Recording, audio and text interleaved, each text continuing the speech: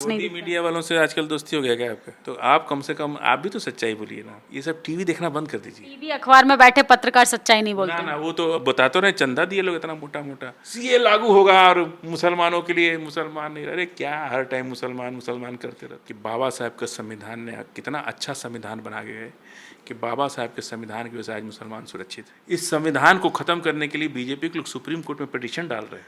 आज मुसलमान क्यों अम्बेडकर जयंती मना रहा है मदरसे में, कितना खुश है कि अम्बेडकर साहब की वजह से आज हम लोग चुप हो के भी ताकतवर हैं। हम निकाह करें कि साथ फेरा लें, ये बताइए कौन तय करेगा? हमारा संविधान हमको इजाजत देता है। सारी नौकरी ले ली, सारी जमीन ले ली और हिंदू कोड भी ले लिया, अब फिर भी नेहरू जी गाली दे रही है। 75% जमीन 5% लोगों के पास है। इस देश में आज तक भूमि सुधार अधिनियम नहीं लागू हुआ ठीक से। वो अमूल को तो प्रमोट करती है पर किसान जो दूध पैदा कर रहा है उसको प्रमोट नहीं करती है। ये उल्टी गंगा बहा है। आपको तो पता ही नहीं कि सरकार कैसे चलाई जाती है। हाईवे बनाने से क्या फायदा होगा जब आपका ट्रक चल करके विदेशी मुद्रा जा रहा है हमारा, और ट्रेन चलती है किससे? बिजली से। तो हमको अपनी विदेशी मुद्रा बचानी है ना, कि जनता क्या चाहती है। अपने दिमाग से आज बड़े बड़े उद्योगपति आपको कुछ नहीं देंगे। बड़ा बड़ा उद्योगपति आपको चंदा दे सकता है, लेकिन वोट तो गाँव की जनता देगी। नमस्कार, मैं आपके साथ निधि रतन। आज हम उन तमाम मुद्दों पर बात करेंगे जो चुनाव से पहले जनता के जहन में घूम रहे हैं, लेकिन उसका जवाब कोई नेता प्रवक्ता देने के लिए तैयार नहीं है। मेरे साथ हैं खास मेहमान फजील अहमद। तमाम मुद्दों पर मुखर होकर बोलते हैं, जनता के संवैधानिक अधिकारों पर भी बात करते हैं। देश के लोकतंत्र को खत्म करना चाहते हैं आप। अपने जो हम कहते हैं वही कानून है, ये तो राजशाही हो गई ना। और सीधे सीधे capitalist doctor Lohia, doctor Ambedkar, जो पुराने हमारे सोशलिस्ट लीडर थे, उनको यही डर था कि हमारे देश का कैपिटलिज्म जो है, उद्योगपति इतना प्रभावशाली ना हो जाए कि हमारे लोगों पर राज करना रहे। ईस्ट इंडिया कंपनी क्या थी? कोई शासक था? वो कंपनी तो थी। उसने आकर के 200 साल राज किया हमारे ऊपर। वो कोई राजा महाराजा थोड़ी थे वो लोग। मतलब आप कह रहे हैं कि हम डिक्टेटरशिप की तरफ जा रहे हैं? नहीं, डिक्टेटरशिप की तरफ नहीं जा रहे हैं। बहुत खतरे में है कि आप उद्योगपतियों के गुलाम बन रहे हैं इस देश के। आप ही के पैसे से उद्योगपति आगे बढ़ रहे हैं। आपको देश का विकास नहीं दिखाई दे रहा है? देश का विकास, जनता का विकास बोलिए, देश का विकास नहीं। हमारा और आपका विकास होना चाहिए। हमारा और आपका विकास होगा तब देश का विकास माना जाएगा। रास्ता खड़ंजा और सड़क बनाने को विकास नहीं कहते हैं, वो तो आप कमीशन के लिए बनाते हैं। हमारा प्रश्न, आम आदमी का क्या विकास हुआ? पर कैपिटल इनकम इस देश की कितनी बढ़ी? जो लोग व्यापार करते थे उनको कितना बड़ा? आम आदमी का क्या प्रोग्रेस हुआ? आत्मनिर्भर बनाया, मेड इन इंडिया पे सबसे ज्यादा फोकस अगर किसी का है ना तो देश के पहले प्रधानमंत्री नरेंद्र मोदी बने हैं। टीवी पे देख रहे हैं आप? टीवी देखना बंद कर दीजिए, सोशल मीडिया देखिए। आप लोग बोलते टीवी नहीं देख रहे हैं हम तो। हम बोल रहे हैं ये भाषा टीवी की है। हम मोदी पत्रकार हैं। मेरे दोस्त एक बहुत बड़े पत्रकार हैं। वो हमसे बोले कि हमारी तबीयत खराब थी, 15 दिन हम घर से नहीं निकले, हम टीवी देखते थे दिन भर लेटे लेटे, तो लगता था कि हम अमेरिका से आगे चले गए हैं। और जब तबीयत ठीक हुई, बाहर निकले तो कह रहे नहीं अभी हम तो बहुत पीछे हैं। टीवी पर आप बहुत बड़ी व्यवस्था है, लेकिन जनता की हालत जाके देख लीजिए आप। खाने को भोजन नहीं है। 5 किलो में जिंदगी जी रहे लोग ना। 5 किलो अनाज पर जिंदगी चल रही है लोगों की। अगर वो 5 किलो अनाज लेने आ रहा है, इसका मतलब कि वो दुखी है, मजबूर है, भूखा पेट सोता होगा। क्या दिन खा लेंगे? और अगर उसके सक्षम बनाइए, भूखा मत बनाइए उसको सक्षम बनाइए, रोजगार के अवसर पैदा कीजिए। Agriculture land, OBC SC ST के पास ज़मीन है, दलित के पास ज़मीन है इस देश के अंदर। बंदोपाध्याय कमेटी बिहार में बनी और कहा कि यहाँ पे ज़मीन चाहिए। किसी के पास 100 बीघा और किसी के पास 100 धूर ज़मीन नहीं है। आपको मालूम है? आप जाइए सर्वे करिए। आवास योजना आती है, अगर 200 आवास पास हुआ ना, 50 आवास वापस चला जाता है। पता है क्यों? क्योंकि उसको आवास बनाने के लिए उसके पास ज़मीन नहीं है। 50 गज ज़मीन नहीं है आवास बनाने के लिए। ऐसे लोगों को तो 3 गुना पैसा देना चाहिए, ज़मीन खरीद के देना चाहिए। सरकार कहाँ ये लोग मुगालते हैं। आप जो बात कर रहे हैं ना, ये टीवी की बात कर रही है। आपको होर्डिंग बैनर, आप देखिए देश की राजधानी में इस समय हम बैठे हैं, देश की राजधानी में आप होर्डिंग बैनर देखेंगे, तमाम जो है बीजेपी के कामों की लिस्ट आपके सामने होगी, और आप कह रहे हैं आपको विकास नहीं। मीडिया वालों से आजकल दोस्ती हो गया क्या आपका? गोदी मीडिया वालों के साथ बैठने लगे क्या? आपसे सवाल किया जाए, मोदी जी के काम अगर हम बता दें तो हम गोदी मीडिया। जैसे वो लोग बोलते हैं, हम भी तो इसी देश के हैं भाई, हम भी तो गाँव से आते हैं। जिस तरह से वो लोग बोलते हैं, आप तो सोशल मीडिया है ना, सच्ची मीडिया आप लोग बोलते हैं, और हम भी बोलते हैं इस सोशल मीडिया ही सच्ची मीडिया है। तो आप कम से कम आप भी तो सच्चाई बोलिए ना। ये सब टीवी देखना बंद कर दीजिए। मतलब टीवी अखबार में बैठे पत्रकार सच्चाई नहीं बोलते। ना वो तो बता तो रहे, चंदा दिए लोग इतना मोटा मोटा। हम लोग तो यही जान रहे थे कि आज तक कि बीजेपी चंद पैसा देती है टीवी को। अब उल्टा सुन, जब आया इलेक्ट्रोल बॉन्ड तो हम सुन रहे हैं कि उल्टा मीडिया वालों ने भाजपा को पैसा दिया है। ये गजब खेल है भाई। उसके पक्ष में भी दिखा रहे हैं उसको पैसे। आखिर क्या है, क्या रिलेशन है भाई इतना? इस राज क्या है इस मोहब्बत का? आपको कोई पैसा दिया आज तक? कोई दिया बीजेपी वाला या कोई दिया? नहीं, हमको तो नहीं देते। नहीं दिया। तो आप दिखाते लेकिन हम तब भी मोदी जी की बात कर रहे हैं ना, तो हमारी ये ईमानदारी था। मोदी जी के काम हमें डरवा पसंद दिए है। होंगे सब आपको डरवा दिए होंगे लोग, हम जान रहे हैं। मतलब जहाँ पैसा नहीं है वहाँ डर है। बस डर। आप बताइए ना, हम लोग तो यही जान रहे थे कि मीडिया पैसा, मोदी जी मीडिया को पैसा देते हैं। उल्टे सुन रहे हैं कि मीडिया मोदी जी को पैसा दे रहा है। अच्छा, एक सीरियस सवाल है कि 24 में सही में 400 पार से आप कैसे लड़ पाएंगे? क्योंकि 400 पार नहीं है, 400 पार नहीं है। कहीं हमको क्या लड़ना है? जनता लड़ेगी। लड़ना किसी को नहीं है। जनता जाके बटन दबा देगी, या बैलेट रहेगा तो मुहर मार देगी। लड़ना किसी से नहीं। क्या लड़ना है? कोई पहलवानी करना है? ये देश की जनता है। हमारे देश के, हमारा देश कैसे आगे जाएगा, कौन नेता अच्छा करेगा, ये जनता तय करेगी। हम लोग अभी जीरो हैं, लेकिन जनता ने जिस दिन वोट दे दिया उस दिन हीरो हो जाएंगे, और जो हीरो है वो जीरो हो जाएगा। हम ये नहीं, ये अहंकार है हमारा। अगर कोई कहे तो उसको अपना इलाज कराना चाहिए। अभी चुनाव हुआ नहीं, आप 400 के पार हो गए, ऐसा कर अगर कोई कर रहा है तो आप भयंकर गलतफहमी में है और अहंकार में है। इसी अहंकार का हम लोग विरोध करते हैं कि भाई अहंकार अच्छा नहीं है इस देश के लिए। इतने बड़े पद पर बैठने के बाद, इतना पावर, इतनी मेजॉरिटी मिलने के बाद यदि आपको इतना अहंकार है, ये अच्छा देश के लिए नहीं है। इसी अहंकार को समाप्त करने के लिए बार बार चुनाव कराया जा रहा है, और जनता कह रही है कि आप ईवीएम खत्म करो। ईवीएम नहीं रहेगा ना तो ये 500 वोट क्यों कर्नाटक हार गए? ईवीएम की वजह से हार गए। ईवीएम बीजेपी का वोट चुरा लेती है। ये 500 के 500 पार हो जाएंगे लोग। इनको गलतफहमी है। 400 नहीं, 500 पार करेंगे, बैलेट से कराए। बीजेपी चुनाव बैलेट से कराए, 500 पार हो जाएंगे। ईवीएम में गड़बड़ी होती तो सारी जगह जीतती ना बीजेपी। हर ईवीएम की वजह से कहीं कांग्रेस सेट कर लेता है, कहीं आम आदमी पार्टी सेट कर लेता है। सबको अधिकार है सेट करने का। पैसा तो सबके पास है, तो सेट नहीं कर लेगा हर जगह। अच्छा ये बताइए, कभी आप आगे निकल जाती हैं, कभी दूसरा कोई आगे निकल जाता है। जिसका जहाँ दिमाग काम करता है निकल जाता है। अगर ईवीएम हट गया तो मोदी जी ने जितना काम किया है, और कभी भी ये चुनाव में काम पे कहाँ वोट मांग रहे हैं? तो हिंदू, मुसलमान, गाय, कब्रिस्तान, पाकिस्तान, इसी पे चलता है। 10 साल में यदि आपने बहुत अच्छा काम किया है तो आप विकास वोट मांगिए ना। आप तो सीए ला दिए, लेकिन बॉडी लैंग्वेज देखिए क्या है। सीए लागू होगा और मुसलमानों के लिए मुसलमान नहीं। अरे क्या हर टाइम मुसलमान करते रहते? मुसलमान तो पूछ ही नहीं रहा है। बीजेपी की सबसे बड़ी समस्या पता है क्या है? मुसलमानों की खामोशी। ये जो खामोशी है ना, ये इनको बहुत परेशान कर रही है। ये बार बार उकसाने की बात करते हैं मुसलमानों को। मुसलमान खामोश है और रहेगा खामोश। ये मुसलमानों की खामोशी डर की वजह से कि राजनीतिक भागीदारी कमजोर होने की वजह से मुसलमान चुप है? नहीं, राजनीतिक भागीदारी तो लगातार कमजोर हो रही है, उसके लिए चुप नहीं है। ये हालात को देखते हुए खामोशी एक बहुत बड़ा इंतजाम है। सरकार अगर की सबसे बड़ी समस्या ये है कि मुसलमानों की खामोशी। अब हम कर भी क्या सकते हैं? न पार्लियामेंट में हमारी संख्या है, न विधानसभा में, न राज्यसभा में। तो हम थाना में जा कर के लात खाएं बैठ के? फिर कर क्या सकते हैं? इस देश में आज मुसलमानों ने, मालूम है आपको क्या तय किया है? मदरसे में बाबा साहब अम्बेडकर का जन्मदिन मनाया जा रहा है इस बार। आपने कभी नहीं सुना होगा, पहली बार मैं आपसे सुन रही हूँ। इसलिए सुन रही हैं कि आज के दौर में मुसलमानों को 70 साल बाद इस देश में एहसास हुआ है कि बाबा साहब के संविधान ने कितना अच्छा संविधान बना के गए, कि बाबा साहब के संविधान की वजह से आज मुसलमान सुरक्षित है। लात मारा तो सस्पेंड हुआ ना, किसकी वजह से? संविधान की वजह से। इस संविधान को खत्म करने के लिए बीजेपी के लोग सुप्रीम कोर्ट में पिटीशन डाल रहे हैं। कैसे लायल हो सकते हैं? कैसे लायल हो सकते बताइए? तो विपक्ष कमजोर है इसीलिए से। उत्तर प्रदेश के एक राजा भैया नेता हैं, जब वो पहली बार मंत्री बने थे तो उन्होंने अपने क्षेत्र के बाहर एक होर्डिंग लगा दी थी कि ये क्षेत्र में राज्य सरकार की सीमा समाप्त होती है, यानी उनका अपना राज्य है, अपना कानून है, और वो इस देश के नेता है। कोई आदमी अगर इस तरह की भावना रखे, हम चाहे कुछ भी प्राइम मिनिस्टर बन जाए, फिर भी हमको संविधान की शपथ खाते हैं। और कोई मिनिस्टर होकर कोई बोला इस देश के अंदर कि भाई तुम ये क्या कर रहे हो? संविधान से बड़ा इस देश में कोई नहीं है। इस देश का सबसे बड़ा कुछ है तो संविधान है।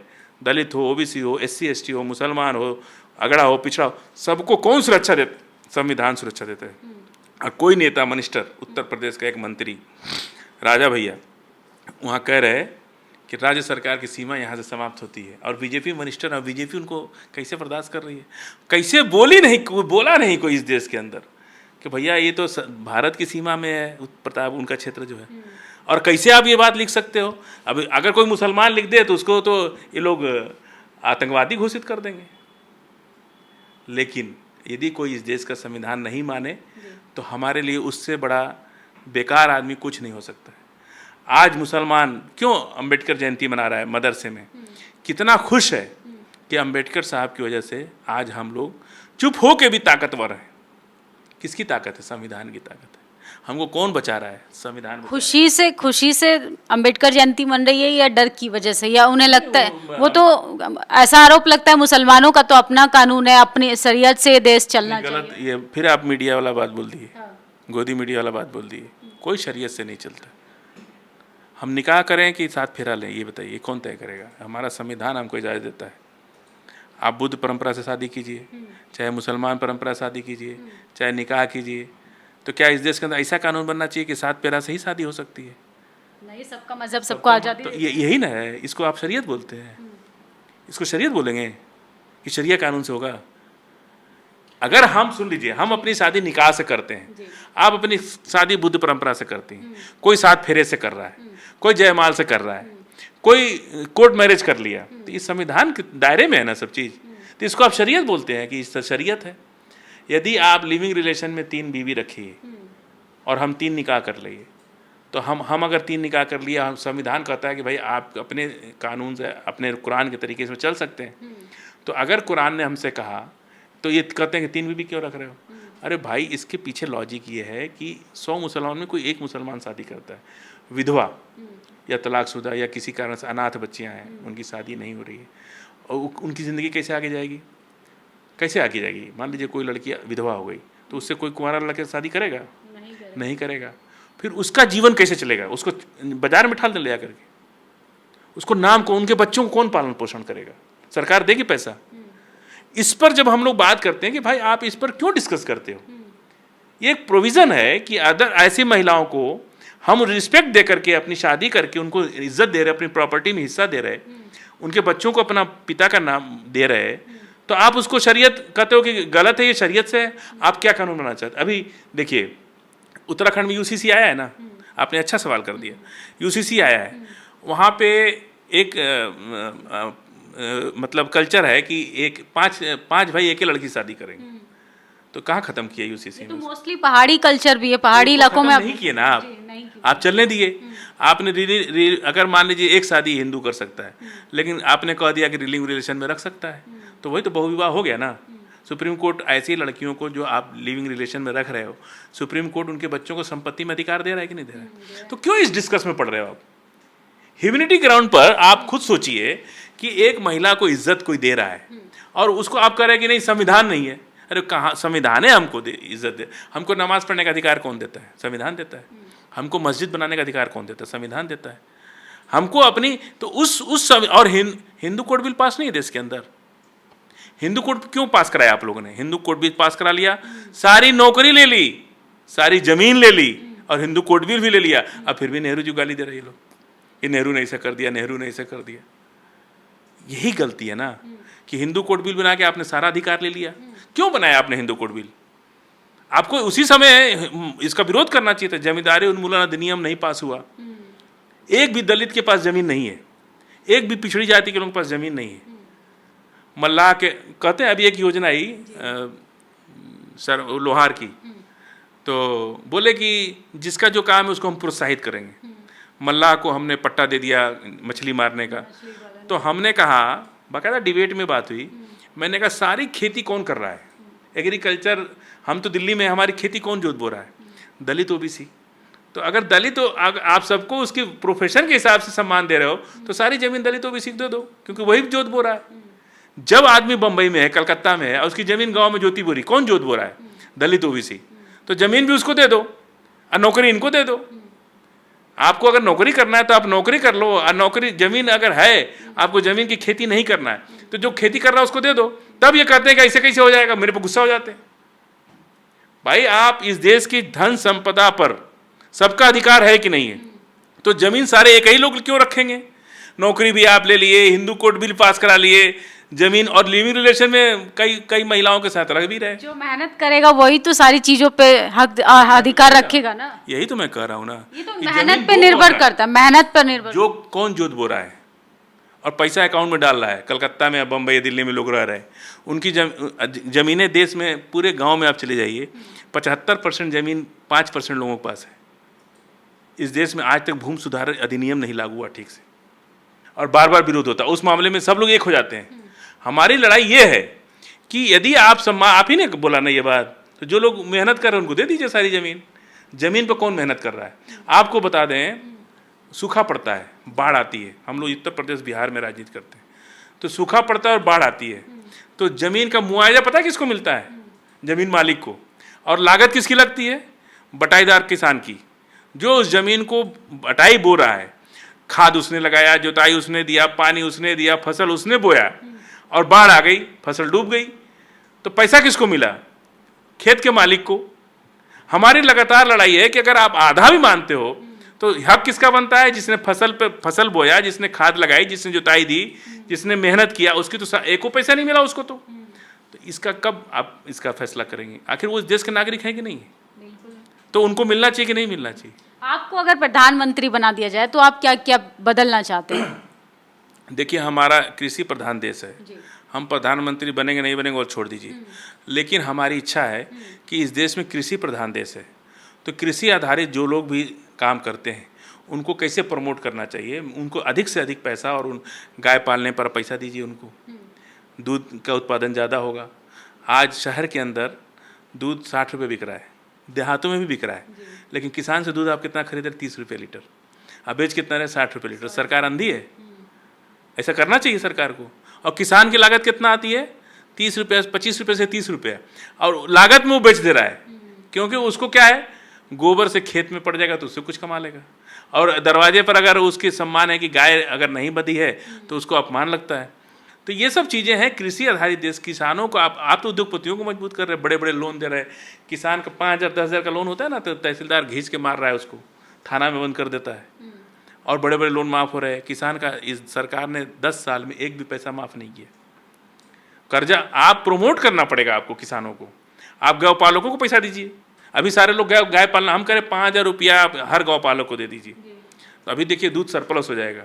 आज हमारे घरों में पता है 5 लीटर की खपत है, लेकिन हमारी औकात नहीं 5-6 के 30-300 रुपया रोज़ का दूध खरीदने की। तो हम कितना लेते हैं? 2 लीटर या 1 लीटर। वो चाय बनाने में ख़त्म हो जाती है, ना तो बच्चा दूध पीता है, ना हम पीते हैं, ना हमारी पत्नी पीती है, और हम लोग शारीरिक रूप से कमज़ोर रहते हैं, बीमारी में पैसे जाते हैं। तो दूध की कमी इस देश के अंदर हो रही है बहुत ज़्यादा। क्यों हो रही है? सरकार की योजनाएं गलत है। वो अमूल को तो प्रमोट करती है, पर किसान जो दूध पैदा कर रहा है उसको प्रमोट नहीं करती है। वो 30 रुपया नंदिनी दूध का बेंगलोर में, कर्नाटक में मुद्दा बन गया। वहाँ पे नंदिनी दूध 30 रुपया 35 रुपये लेकर 39 में बेच रही। ये तो बहुत बड़ा मुद्दा बन गया। अब पूरे देश के अंदर दूध और कृषि उत्पादन और बहुत सी चीज़ें, इस पर अलग से अगर आप मुझे 1 घंटा टाइम दे तो मैं बहुत विस्तार रूप से बता सकता हूँ कि किसान को किस तरह से आप रेलवे ट्रक चला रहे हैं। आपको मालूम है कि कलकत्ता जाने का भाड़ा ट्रक का 30 रुपया है 1 किलो का, और वही माल अगर हम 30 ट्रेन से ले जाएंगे तो उसका किराया आता है 5 रुपया किलो, तो 25 रुपये हमको सस्ता पड़ रहा है। तो आप रेलवे लाइन नहीं बना रहे, मालगाड़ी नहीं चल, क्या बना रहे? हाईवे बना रहे। ये उल्टी गंगा बहा रहे हैं। आपको तो पता ही नहीं कि सरकार कैसे चलाई जाती है। हाईवे बनाने से क्या फायदा होगा जब आपका ट्रक चल करके विदेशी मुद्रा जा रहा है हमारा, और ट्रेन चलती है किससे? बिजली से। तो हमको अपनी विदेशी मुद्रा बचानी है ना, तो हम ज़्यादा से ज़्यादा हाईवे कम बनाएंगे और ट्रेन को ज़्यादा चलाएंगे। अगर आपको जाना पड़े लखनऊ, AC में सो करके अगर आपको 300 रुपये में पहुँच जाए तो अपनी गाड़ी से जाएंगे आप? नहीं जाएंगी। अपनी गाड़ी जाएंगे तो 7,000 का डीजल लग जाएगा, 3,000 का टोल लग जाएगा, और उसके बाद भी आपको रिस्क है एक्सीडेंट का। आप डरी डरी रहती हैं, आराम से चलती हैं, और जाने के बाद 2 दिन सोती हैं पहले कि आराम करें। लेकिन यदि आप ट्रेन में 300 रुपये में लखनऊ पहुंच जाएंगी और समय से आपको हर घंटे 2 घंटे में गाड़ी मिल जाए, तो आप ट्रेन प्रेफर करेंगे या अपनी गाड़ी से जाना प्रेफर करेंगे या बस से करें? तो ये सब पागलपन के लोग सरकार चला रहे हैं और बस टीवी मीडिया में बैठ करके जितना बात करना है कर ले, जमीन पर बहुत दूर है। हम बार बार कहते हैं कि ट्रेन चलाओ, पटरियां बिछाओ, और पटरियां रेलवे ट्रैक बनाना और सड़क बनाने से सस्ता है। और ट्रेन हमारी बिजली से चलती है, मैक्सिमम ट्रेन आप चलाइए, मालगाड़ी का इस्तेमाल कीजिए, और जीएसटी हो गया, आप तो स्टेट में आपस में कोई समस्या भी नहीं है। मतलब देश की तरक्की को आप ऐसे बोल रहे हैं कि बैलगाड़ी से चलिए एक तरीके से? नहीं, हम ट्रेन से चलने को बोल रहे हैं, हम बैलगाड़ी से चलने को नहीं बोल रहे हैं। बैलगाड़ी से चलेंगे तो तेरे को पैसा नहीं लगना है। एक आखिरी सवाल कि 24 में वाकई में जनता का क्या मूड है? आप धरातल पे लगातार जनता के बीच में लोगों से मिल रहे हैं, जनता क्या चाहती है? आप बार बार जो है मोदी जी की तारीफ कर रही, तो हमको डाउट हो गया कहीं आप बीजेपी में तो नहीं हो गई। तो अगर हम बोल देंगे तो आपको बुरा लग जाएगा। नहीं, बुरा नहीं लग रहा है, बुरा नहीं लग रहा है, नहीं लगेगा। तो इनकी स्थिति बहुत खराब है। ये 400 पार के सपने में हैं लोग, दिन में जो सपना देखते हैं। कहीं जनता बहुत परेशान है।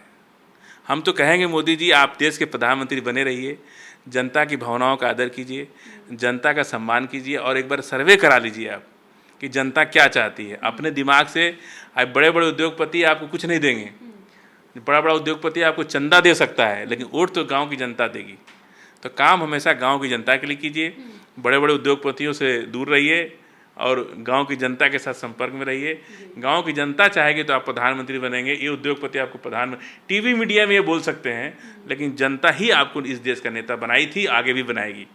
बहुत बहुत शुक्रिया हमसे बातचीत करने। बहुत बहुत धन्यवाद आप। तो ये थे फजील अहमद, इन्होंने बताया कि जनता ही तय करेगी 24 में आखिर प्रधानमंत्री तो कौन बनेगा। जो जनता के मुद्दों पर काम करेगा असल में वही कुर्सी पर राज करेगा। हमारी बातचीत पे आपकी क्या प्रतिक्रिया है कमेंट बॉक्स में ज़रूर बताइएगा, और ये भी बताइएगा कि 400 पार वाली सरकार का 24 में हाल क्या होने वाला है। शुक्रिया। नेशनल दस्तक की आपसे गुजारिश है कि अगर इसको बचाना चाहते हैं तो नेशनल दस्तक को सब्सक्राइब करने के लिए रेड कलर के सब्सक्राइब बटन को दबाएं, फिर बेल आइकन की घंटी दबाएं। नेशनल दस्तक को बचाने के लिए बहुत जरूरी है कि हर खबर को शेयर करें, लाइक करें, कमेंट जरूर करें।